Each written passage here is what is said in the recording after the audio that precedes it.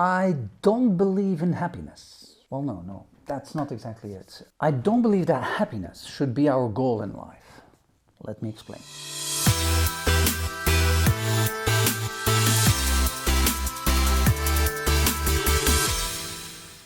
So we have these live sessions inside the Brain Academy. It's really great fun. We spend several hours together, really going in depth on a topic. I get to spend time directly with my students and I love it.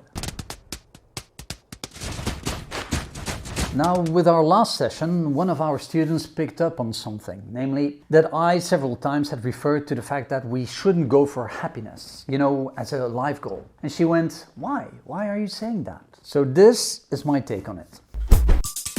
You see, for me, happiness is not like some stable state we're in. You reach happiness and then that's it, you're happy for the rest of your life. Woohoo! This is the greatest day of my entire life! Well, we all know that's not how it works. Happiness is a moment, at best a succession of moments, and they last what? Not a year, not a month, or even a day, maybe an hour if you're lucky. More often it's just a moment. 5-10 minutes, something like that.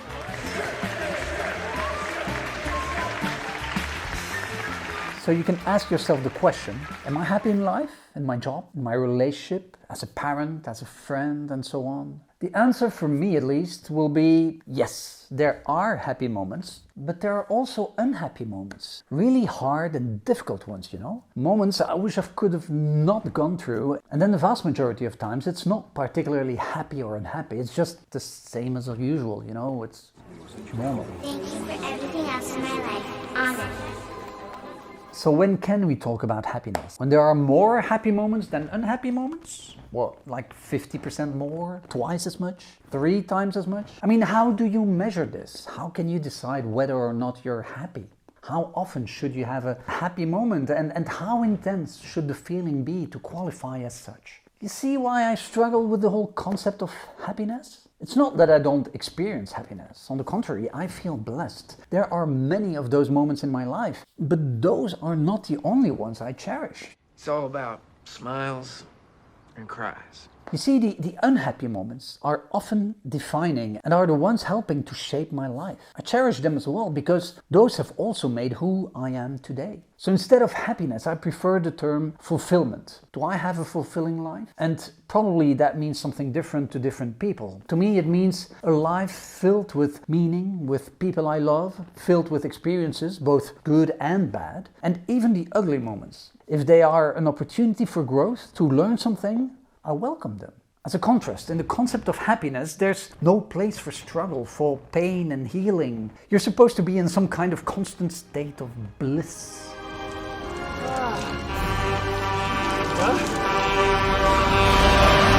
And that's just not gonna happen, at least in my life. So by not making happiness a life goal, I take away a lot of potential frustration. By talking about fulfillment instead, I embrace the versatility of life, the good, the bad, and the ugly. I make it about the journey and about growth, about connections and authenticity, rather than projecting a fake image of perfection that does not exist.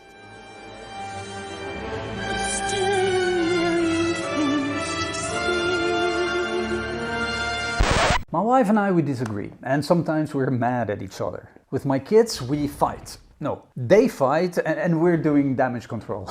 Sometimes I wake up at 4 o'clock in the morning and can't sleep anymore because I worry.